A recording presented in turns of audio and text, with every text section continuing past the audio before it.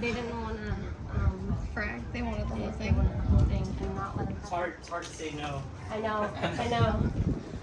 Yeah, should no, do like auctions. ours is doing quite well, so I was like, They still can carry polytoxin, so I would always wear gloves and eye protection ideally. I'm just gonna wear sunglasses, but it can cause you to go blind if you rub your eye. So if it has polytoxin, not all of them do, but if you do frag them, do not touch your face, don't rub your skin, nothing. Just a little disclaimer. I work not here.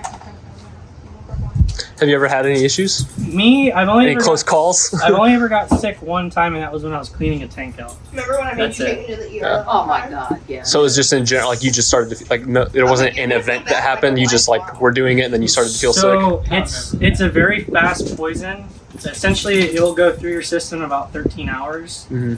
The worst of it is the first 6 hours, but on the 13th to 15th hour, you'll be perfectly fine. You won't have any residual symptoms, but it will make you extremely nauseous. It'll give you a headache, like can give you fever-like symptoms. There's people who have gone into like not anaphylactic shock, but like fever-related shock. And that's the biggest thing. And it also can cause respiratory issues, even though it's very short-lived. So if you do feel sick after fragging these, always, I would highly recommend just call like the poison control hotline or whatever. And usually they can tell you whether or not that's what it is or not. But just always just be careful doing it. And the way that I frag, it's very safe because the only time it happens is when you break the flesh and it squirts water out. Then the mucus, like you know how like most corals will mucus out of the tank. That's the part that could potentially have polytoxin in them. And some of them have very, very low counts of it, like parts per billion, and it won't affect you at all. But some can be very, very high. I've seen some zoas that have a higher concentration of polytoxin than even some pallies do. So just bear that in mind. I have a question. So like if I like put like a new zoa in like the tank and it's got that mucusy stuff, should I suck it like with like a You can leave it. You can leave it. Yeah. So your filtration system's primarily going to filter it out. Okay. And it's not it's more dangerous to your fish and it's more dangerous to you than it is the other coral. It's not going to really affect the coral whatsoever. So one of the things I like to use is just a flat razor blade.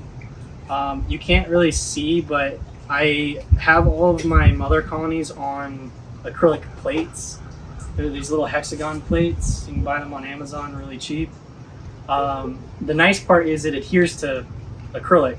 So you cut the nub off your frag plug, you glue it right in the middle, and they grid together. You can take multiples of these if you have like a frag rack, and they grid together, which makes them really nice because they won't move around and shift, and they're heavy enough that they sink.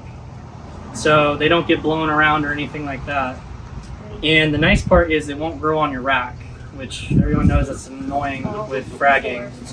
And if it does overgrow, you just pull them apart and then you frag the piece off the other piece. So this, like for $15 for 50 of these, this is the best way to do it. The other thing too is if you do like selling big colonies, you can just give this to them. They could scrape it right off and then move it to wherever they want. Now I like to pre-prep. Usually I like to soak the plugs because they are porous and they'll release air. But to circumvent that issue, usually I'll put glue on the plug first just to get a base. Is that super glue gel? Or? Yeah, so this is that side. I can get you guys the link to this. BRS sells a version of this that's like twice the cost. You can get this big thing on Amazon for like 15 or 20 bucks.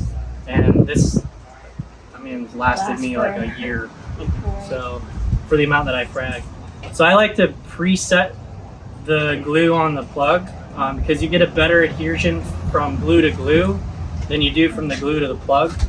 I'm sure you guys have experienced stuff coming off plugs all the time, and that's because it needs more time to set to the actual plug than it does to the actual frag. So I'll usually do that and I just let it sit in water for a minute and I'll just... with what, alcohol?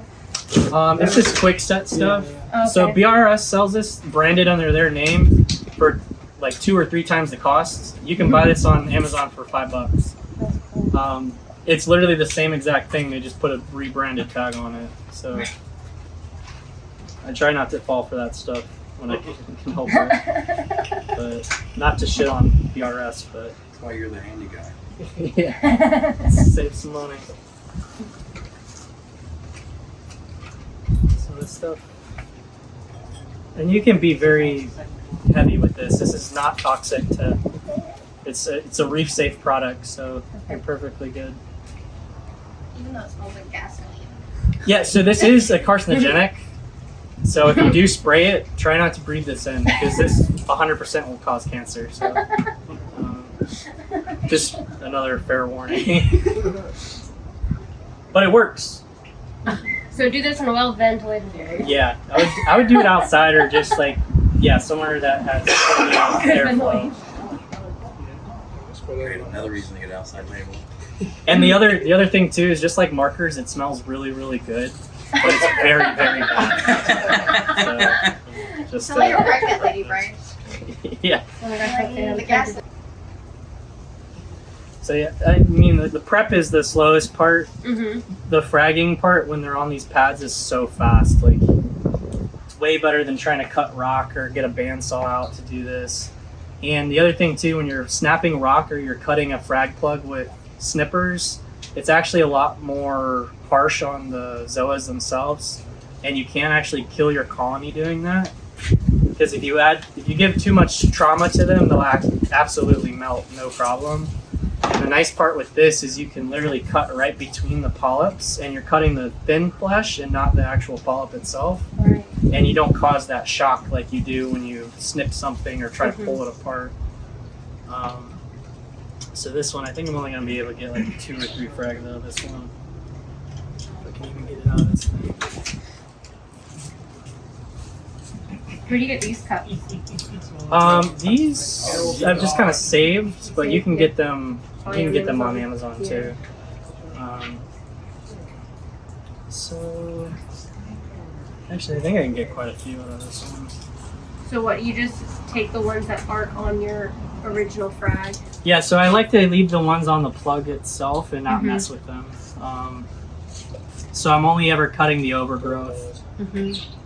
Oh, and it's nice with the acrylic because you can see it from the bottom. Exactly.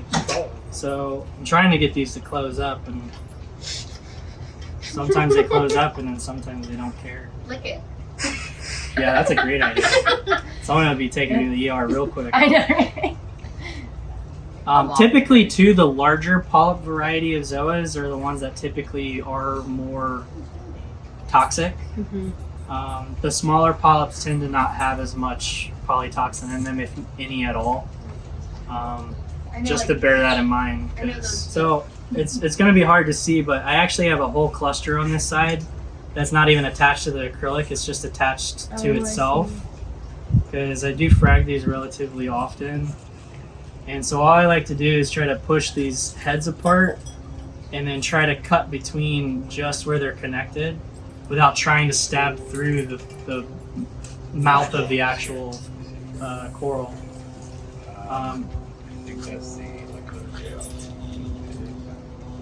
Yeah, these are utter chaos here.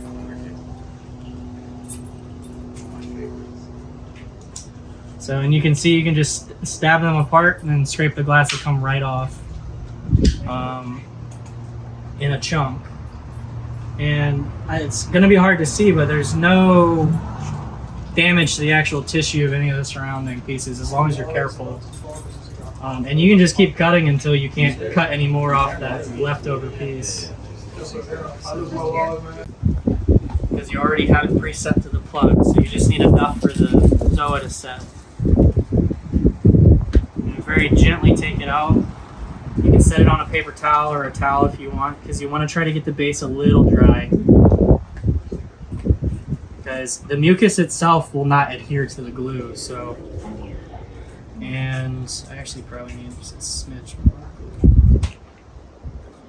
Because the other reason you want to use a little bit of glue on the second glue up is you don't want to close the mouths up. Because if you close the mouth up, that could be another reason it doesn't take off.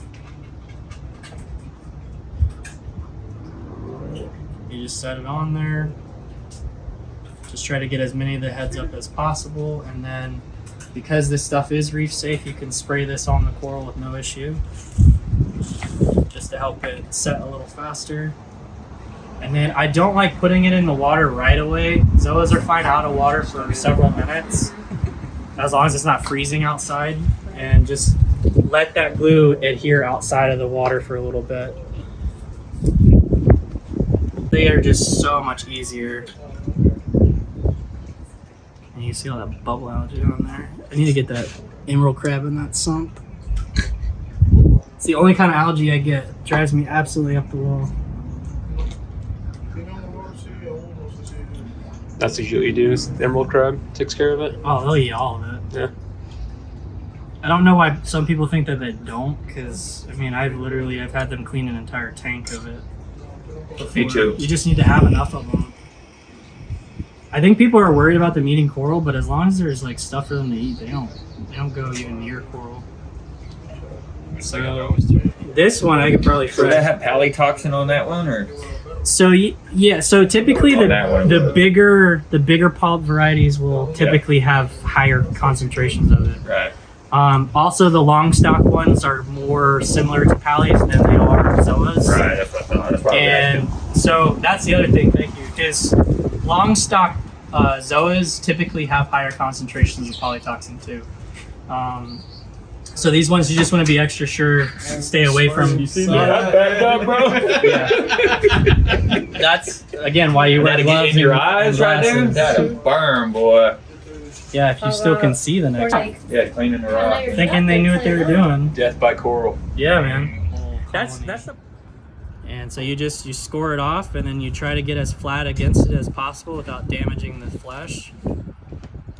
And then all you do is you just scrape it right off, drop it in your bin, and then keep going. These I typically do individuals because of the way that they grow. Sometimes they'll grow multiple heads on one strand, but typically they're just easier to do one at a time. And what kind of? These are Grim Reapers. So sometimes you can get like these big clusters, which you can just scrape the whole thing off. I've never fragged